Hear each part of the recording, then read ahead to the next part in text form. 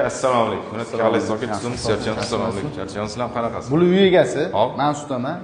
K4 ni devorni chiqazganman. Bular endi tekshirib olishi, telefonda fonarlarni yoqyapti.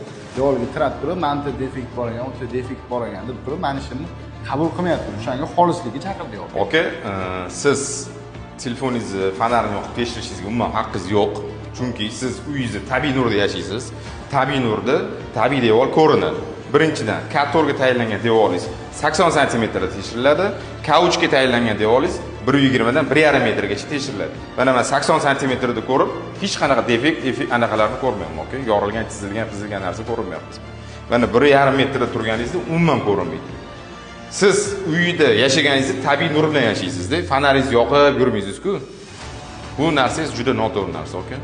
O'zini distansiyasi bor, 80 sm, 1.5 metrgacha devorni qabul qilib olishingiz mumkin. Bundan uyog'iga tekshirishga haqqingiz yo'q.